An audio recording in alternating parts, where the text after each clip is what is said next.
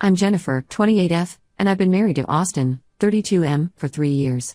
Our story began 5 years ago when I was a fresh college graduate, working as a barista at a local coffee shop. Austin was a regular customer, always ordering the same thing, a double espresso, no sugar. He was charming, successful, and seemed to have his life together. I was instantly drawn to him. I grew up in a family where emotions were rarely expressed. My parents, both academics, valued intellectual pursuits over emotional connections. My sister Amelia, 25F, and I learned to keep our feelings to ourselves from a young age. This upbringing left me ill-equipped to navigate complex relationships. Austin and I started dating after a month of flirtatious exchanges over the coffee counter. He swept me off my feet with fancy dinners and surprise weekend getaways. I was so caught up in the whirlwind romance that I barely noticed the red flags. 6 months into our relationship, Austin casually mentioned he'd been married before. His ex-wife, Patricia, 30F, was 21 when they got married. They divorced after 3 years. Austin said they'd grown apart, that Patricia wanted different things in life. I didn't question it much at the time. As our relationship progressed, I noticed Austin had a pattern of dating younger women. His girlfriends before Patricia had all been significantly younger than him. It made me a little uncomfortable, but I convinced myself it didn't matter. After all, I was different, right? We got married 2 years after we started dating. It was a small ceremony, just my parents, Amelia, and a few of Austin's friends. I was a bit sad that none of my college friends could make it, but Austin insisted on keeping it intimate. Looking back, I realize he had isolated me from my support system without me even noticing.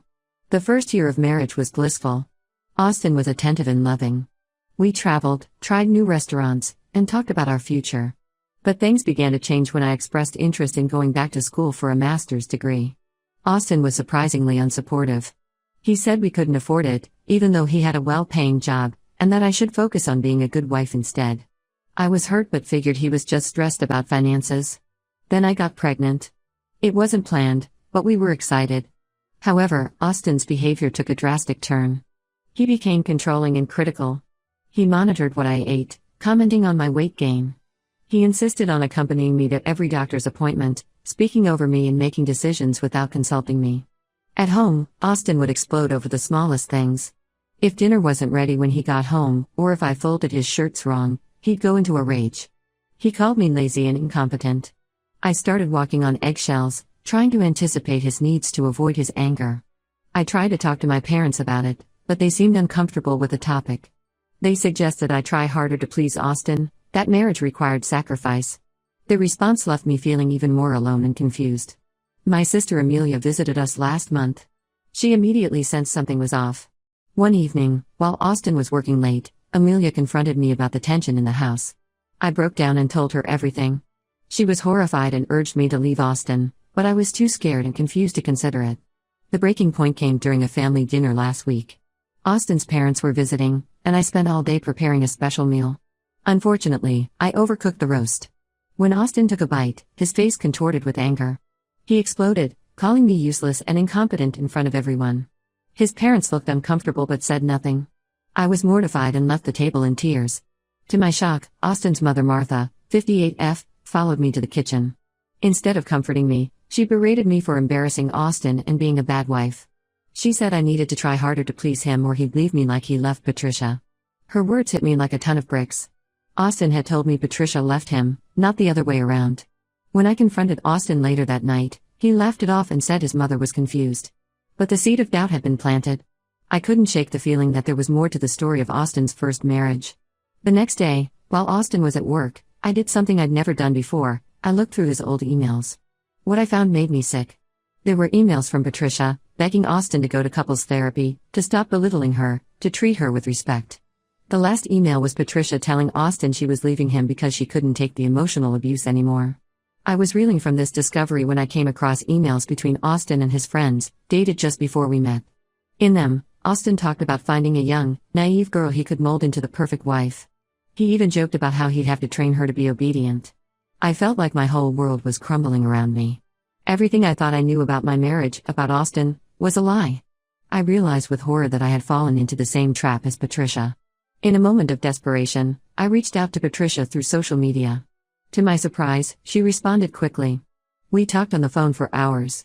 She confirmed everything I'd feared, Austin had been emotionally abusive throughout their marriage, constantly criticizing and belittling her. When she finally stood up for herself, he left her for someone younger, me. Patricia's story was eerily similar to my own experiences.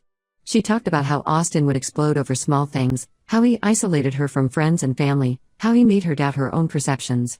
It was like listening to someone describe my life for the past year.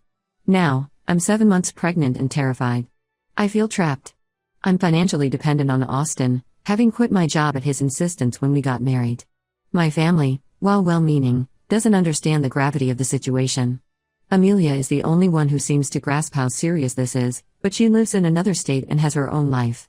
I'm scared for my future and my baby's future. I don't want my child to grow up thinking this is what love looks like. But I'm also terrified of being a single mother with no job and no support system. Am I overreacting? Should I try to make things work for the sake of our child? Or should I leave before things get worse? I need advice on how to handle this situation. I feel lost and alone, and I don't know where to turn. Update 1, it's been 2 weeks since my last post, and my world has been turned upside down. First, I want to thank everyone for their support and advice. Your comments opened my eyes to the severity of my situation and gave me the courage to take action. After careful consideration and many sleepless nights, I decided to leave Austin. The thought of raising my child in such a toxic environment became unbearable. I reached out to my sister Amelia, explaining everything in detail. To my surprise and relief, she immediately offered to let me stay with her. Amelia lives in a small apartment in the city, but she said she'd sleep on the couch to give me the bedroom. Her kindness brought me to tears. Planning my exit was nerve-wracking. I was constantly afraid Austin would discover my intentions. While he was at work, I slowly gathered essential documents, clothes, and some personal items. I was careful not to take too much at once, fearing Austin would notice. I also started squirreling away small amounts of cash from our grocery budget, hiding it in a tampon box. The day I left, I waited until Austin had gone to work. I called a taxi and left a note explaining that I needed space to think about our relationship and would be staying with Amelia for a while. I didn't mention my plans to leave permanently, fearing Austin's reaction if he knew the truth. The first few days at Amelia's were a whirlwind of emotions. I felt relieved to be away from Austin's constant criticism, but also guilty and scared. What if I was making a mistake? What if I couldn't make it on my own? Austin called and texted incessantly, alternating between tearful apologies and angry accusations. I didn't respond, which only fueled his anger. Amelia was my rock during this time. She listened without judgment, held me when I cried, and assured me I was doing the right thing. She even took a few days off work to help me settle in and look for a job. Her support meant everything to me. A week after I left, Austin showed up at Amelia's apartment. He was furious, demanding I come home. He said I was being selfish, that I was tearing our family apart. Amelia stood her ground and threatened to call the police if he didn't leave. It was terrifying, but seeing Amelia stand up to him gave me strength. After Austin left, Amelia insisted we install a new lock on her door, just in case. The next day, I received a surprising call from Martha, Austin's mother. Her tone was completely different from the night of the dinner. She apologized for her behavior and confessed that she had enabled Austin's abusive tendencies for years. She admitted to covering up his behavior with Patricia and expressed regret for not speaking up sooner. Martha shared some shocking details about Austin's childhood. Apparently, Austin's father had been emotionally abusive, and Martha had always made excuses for his behavior. She realized she had taught Austin that this behavior was acceptable. While I appreciated her honesty, it didn't change my decision to leave. However, it did help me understand the cycle of abuse a little better. I've been in contact with a lawyer to discuss divorce proceedings and custody arrangements. It's daunting, especially since I have no income of my own. The lawyer suggested I file for temporary spousal support to help me get back on my feet. The idea of taking money from Austin makes me uncomfortable, but I know I need to think about my baby's future. The most unexpected development came from my parents. When I finally gathered the courage to tell them about the situation, they were shocked and upset. To my surprise, they admitted they had always been distant because they didn't know how to express their emotions, not because they didn't care. My mother shared that she had grown up in a household where emotions were seen as a weakness. She had vowed to be different with her own children but realized she had unintentionally recreated the same environment. Both my parents expressed regret for not being more emotionally available and offered their full support, both emotional and financial. This open conversation felt like the beginning of healing for our family. I'm taking things one day at a time. Some days are harder than others. I miss the Austin I thought I knew, the man I fell in love with. But I have to remind myself that man never really existed. It was all an act to lure me in. I'm focusing on my health and preparing for the baby's arrival. Amelia has been helping me set up a small nursery corner in her apartment. We've been shopping at thrift stores for baby items, trying to stretch our limited budget. I'm also looking for a job, which is challenging given my advanced pregnancy. But I'm determined to rebuild my life, for myself and for my baby. I'll update again when there are more developments. Thank you all again for your support. It means more than you know. Update 2. It's been a month since my last update, and the past few weeks have been a roller coaster of emotions. The biggest news is that my baby girl, Zoe, arrived 2 weeks early. The birth was complicated due to the stress I've been under, but thanks to the amazing medical team, we're both doing well now.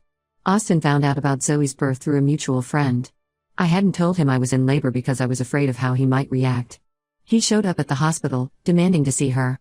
I was terrified, but the hospital staff were incredible. They enforced my wishes and kept him away. The head nurse even stationed a security guard outside my room, just in case. My lawyer served Austin with divorce papers at the hospital. It wasn't ideal timing, but we needed to move quickly to protect Zoe and me. Austin's reaction was volatile. He tore up the papers and threatened to fight me for full custody. The security guard had to escort him out of the hospital. Since then, Austin's been on a warpath. He's contesting everything in the divorce, especially custody. His lawyer sent a threatening letter, claiming I'm an unfit mother because I abandoned the family home while pregnant. They're also trying to paint me as mentally unstable, citing my hormonal state and the stress of new motherhood. It's infuriating, but my lawyer assures me we have a strong case. Patricia reached out again after hearing about Zoe's birth. She expressed her sympathy for what I'm going through and offered to testify about Austin's abusive behavior if needed. It's a generous offer, and I'm considering it carefully. Part of me is hesitant to drag her back into this mess, but her testimony could be crucial for protecting Zoe. On a brighter note, my relationship with my family has improved dramatically. My parents have been visiting regularly, helping with Zoe and offering emotional support. It's like we're finally learning how to be a family. My dad, who I've always seen as stoic and distant, broke down in tears when he held Zoe for the first time. He promised to be the grandfather he wished he'd had as a child. Amelia has been my rock through all of this. She's taken to motherhood with gusto, singing silly songs to Zoe and helping with late-night feedings. Having her support has made this challenging time so much more bearable. I've started attending a support group for single mothers and domestic abuse survivors. It's been incredibly helpful to connect with others who understand what I'm going through.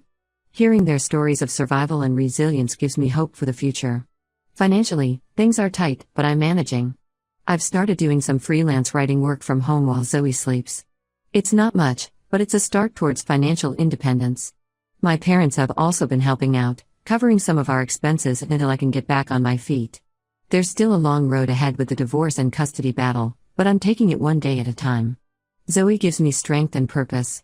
When I look at her, I know I made the right decision. I'm determined to create a safe, loving environment for her, free from the toxicity I experienced with Austin. I'm learning to trust my instincts and stand up for myself. It's not easy, and there are days when I doubt everything. But then I look at Zoe, and I know I have to be strong for her. She deserves a mother who is confident and self-assured, and I'm working every day to become that person. Update 3. 6 months have passed since my last update, and life has settled into a new normal. Zoe is growing fast and brings joy to every day, even the challenging ones. Her first smile, her first laugh, these moments remind me why I fought so hard for our freedom. The divorce is finally settled. Austin fought hard for joint custody, but the judge ruled in my favor. He has supervised visitation rights, which he rarely uses. It's a relief, but also sad for Zoe's sake. I hope that one day, Austin will get the help he needs and be able to have a healthy relationship with his daughter. During the proceedings, some shocking information came to light. Austin had a history of financial manipulation in his previous marriage and had been doing the same to me. He had opened credit cards in my name without my knowledge, racking up significant debt. My lawyer is helping me navigate this mess and repair my credit. It's a long process, but I'm determined to regain my financial independence. On a positive note, I've secured a full-time remote job as a content writer.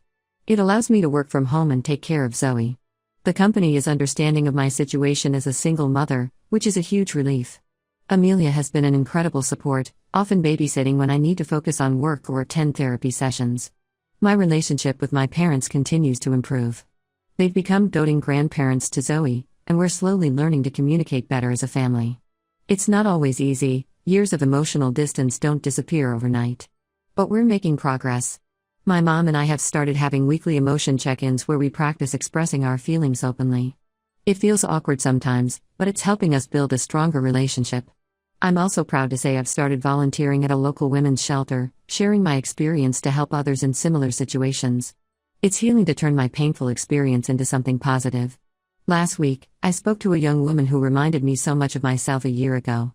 Seeing the spark of hope in her eyes when I told her my story was incredibly powerful. Life isn't perfect. There are still days when I feel overwhelmed and scared about the future. The legal battles with Austin have left me with a mountain of debt that sometimes feels insurmountable. Co-parenting with an abusive ex, even with limited contact, is challenging. And I'm still working through the emotional scars of my marriage in therapy. But despite these challenges, I'm happier than I've been in years. I'm rediscovering who I am outside of Austin's influence. I'm learning to trust my judgment again. And most importantly, I'm providing a safe, loving home for Zoe. To anyone in a similar situation, there is hope, and you deserve better. Trust your instincts and don't be afraid to ask for help. The road isn't easy, but it's worth it. You are stronger than you know.